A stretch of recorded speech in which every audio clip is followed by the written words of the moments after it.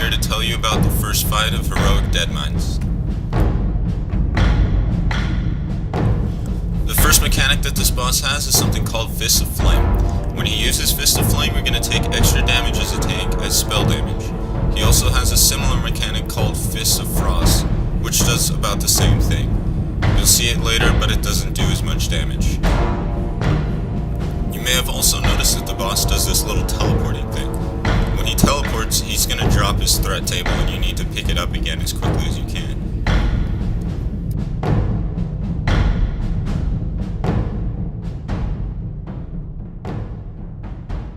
And there you see Fist of Frost, which also slows you down a bit.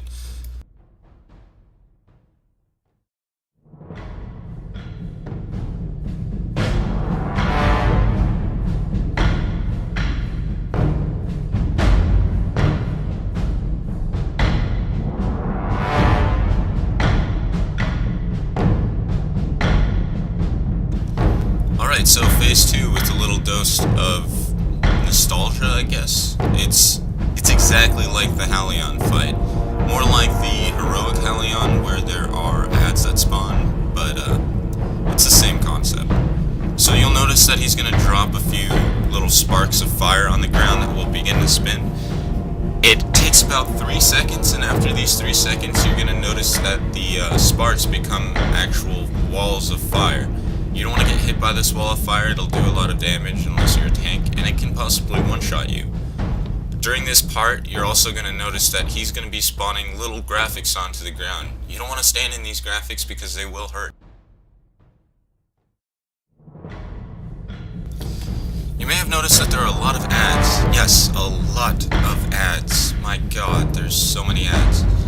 Anyway, when these ads spawn, what you want to do is throw down a D&D or consecrate and have the DPS and as well as healers stand in this, because it'll make your job as a tank a lot easier.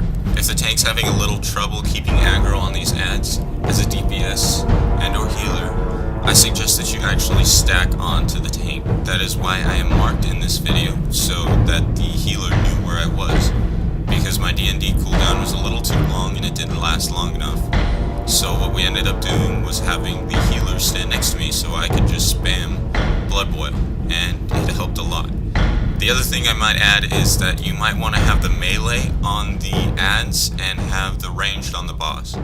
You don't have to do this, it's a little easier, and it makes the ads a hell of a lot easier to handle, because there won't be as many. These guys can get very, very overwhelming very quickly. As you noticed, in like 20 seconds there were like 1,000 of them. It's just insane.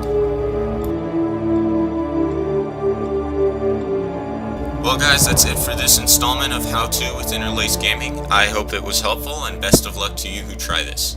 Please subscribe, and I'll see you next time.